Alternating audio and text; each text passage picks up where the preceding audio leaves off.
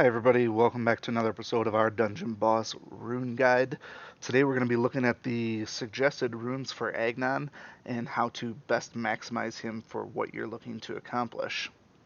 So, much like a lot of heroes, there's obviously a bunch of different ideas behind how you'd want to go about runing somebody.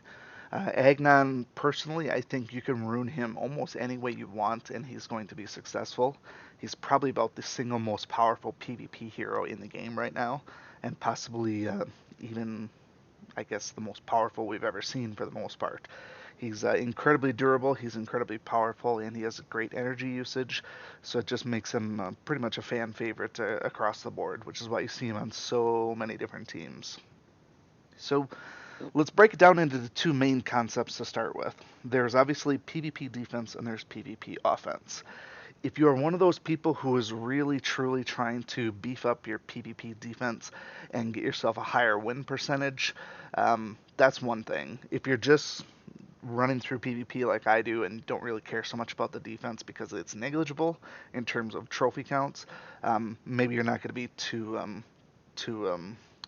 I guess, gung ho about trying to maximize the defensive Agnon to start with.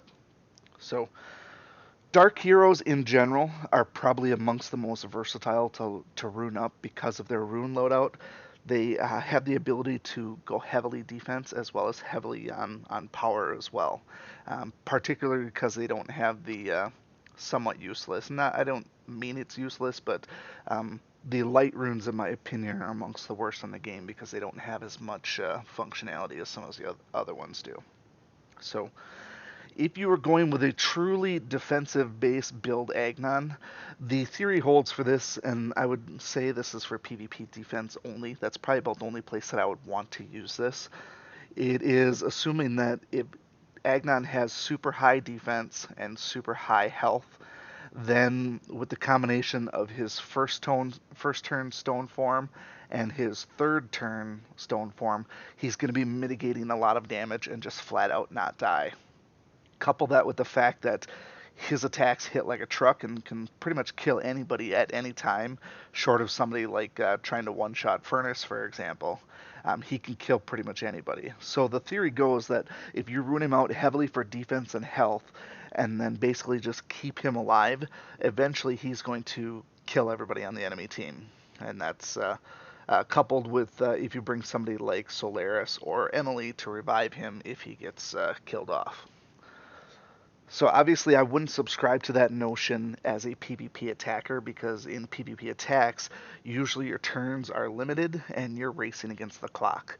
You're not really sitting there on PvP defense hoping that you're going to beat the person that comes in there. You're not there at all. So if it wins, it wins. If it loses, it loses. It's up to the attacker to try and beat you. You don't have to do anything else different. So, with that said, if you wanted to go heavy on defense, I don't know that I would necessarily suggest damage reduction. There's a lot of people going against reduction these days because of the combat revamp. Health is obviously great. There's a lot of good, well balanced runes that you can put in there for health and defense and still get some of those really killer force stats that we get from various in game events. Long story short, though, I think Agnon is going to warrant your single best runes in the entire game in terms of just pure functionality. Now, to counter that, you might also make the argument that Agnon is so good that you actually don't need to give him your best runes because they would be better suited on somebody else who truly needs the extra boost. I'm kind of somewhere in between. I like to give him as best as I can just to try and um, essentially help my chances of winning PvP raids. I want him to be able to deliver kill shots when I call upon him and not be slightly underpowered. That's actually going to lead into my main concept in terms of how I think you should rune your Agnon. You can go full glass cannon if you like. He is a warrior, so it's not like he's getting extra bonus like a caster would. So extra damage is always welcome. So when you think about the full-blown caster route, and you think of like damage or attack, and then plus a damage is what it used to be. So two attacks and then a plus damage, and then if you got lucky, a fourth stat. In this case here, you don't necessarily need damage penetration.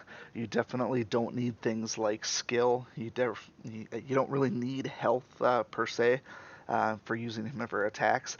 So my suggestion when you go through your runes for Agnon, and it may require some shuffling around in terms of what your other runes are, I would be in general looking for runes that either have attack health or attack defense. I think the attack defense is probably one of the best runes that you can put on him because you're beefing up your attack, which is Agnon's mainstay, and then on top of that you're adding just a little bit of defense.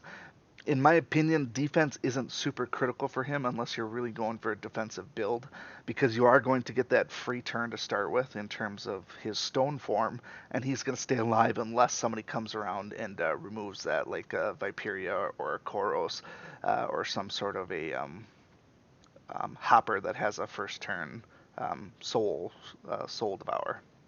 So I think the attack defense is a great way to build up his baseline. In this case here, my attack is exceeding 10,000, but I also have a pretty solid defense. He does die. I mean, Agnon does die. That's going to happen, but usually by the time he dies, you're either resurrecting him with Emily, or you've already done enough damage where it doesn't matter that he died. In some cases, when you have Zom on your team, and he just comes back as a minion anyways. So in some cases, it doesn't really matter too much. So the runes that I have on him right now are, you saw the first one, is attack health, plus we get the damage penetration. Attack defense, and then the disease touch will help for things like going against some of those assassin teams or some of the barbarian teams, just to mitigate some of their damage a little bit.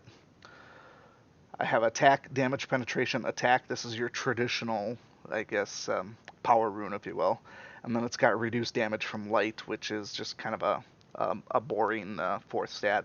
This is one of the first elite runes that I actually crafted myself, and actually used the auto craft for this one to guarantee the actual fourth stat. I was a little bit, I guess, bummed out about the stat. I would have rather had um, a better one. Obviously, the rune haste would be great, but nobody ever sees that. For the other one, I have attack skill. Like I said, we don't really need skill for the most part. I just threw this one on here because at the time I didn't have a better one available. So I've done some swapping around, and I moved some runes. So I likely have a couple of green runes in here. This hero rune was one that we just got. I'm likely going to put this on here because it gives the health buff that I was just talking about, and it adds another skin component. So we had disease touch and poison skin. Both of those in combination are going to be good the longer you keep him alive. And then lastly, with the water rune, mostly defensive. That's kind of how water is. If you do have one of the legacy attack runes from water, you likely don't need my interpretation on how to rune Agnon. You're likely miles ahead of where you need to be because you would have gotten that rune in the first place. But again, we have the hero rune that we got from the last event here, defense, attack, and then some damage reduction. I believe there's also one that I purchased in the shop, somewhere around there. The Festive Rune. The Festive Rune was one that I actually purchased. I didn't have enough gems for the actual Elite Festive, but you're not buying this for the rune stats, you're buying it for the +1 energy. So I don't necessarily think that Agnon is worthy of this one as far as the +1 energy. His energy usage is already extremely great, and if you pair him with Furno, he's always got skills up and is ready to dish it out. So that sort of wraps up what we're looking at here in terms of runing. Personally, I think going more attack is a better option because of his naturally defensive stance with turn 1 and turn 3 in turning into granite form. PvP defense, you basically want to unleash the hounds. So basically, anytime Agnon is on PvP defense, he's likely going to kill somebody the first turn. And then if he gets around a second turn, if you haven't killed him already, then he whips out Terror Storm, and that really hurts. And then if you manage to survive the first two turns and Agnon's up on the third turn, then he does his whatever the last one's called, the Hardened Assault, and then he goes back into Granite form where you can't kill him. So just having anything on him in terms of PvP defense makes him a tough opponent. Not saying he's not invincible, but it certainly makes people focus on him more than what they may want to. That being said, on PvP attacks, I like to be able to, one, guarantee that I'm going to kill somebody with the Plummeting Doom. I want to make sure that first one is a kill shot. In the exception would be if the person that you want to kill and somebody else has a taunt up. In some cases, I'll forego the first ability just to kill the taunter first or remove the taunter so I can kill the person I actually want to kill. Namely, it's usually going to be Emily, or sometimes if the team gets slowed down or something like that and Emily still has her shield up. There's instances where you want to be able to do, damage to somebody else or just ignore things, and still be able to dish it out quite a bit. Once you get around to Terror Storm and Hardened Assault, Agnon is a brute and he can single-handedly win matches for you. So I think he's likely the single best PvP hero out there right now. So you want to try and put a lot of your best runes on him. So, but like I said, if you have a bunch of good runes laying around, regardless what they are, you almost can't go wrong by Agnon. If you put 5-star legendary runes on him, you're going to be formidable no matter what. So if you have any questions, comments, concerns, or any suggestions like that, feel free to let me know below. Otherwise, we will see you again next time. Thanks. Thank you so much for watching this video and supporting my channel. If you like this video, please show your continued support by hitting that like button, and be sure to check out both my YouTube channels for new content all the time. And always remember, peace is a lie, there's only passion. We'll see you next time.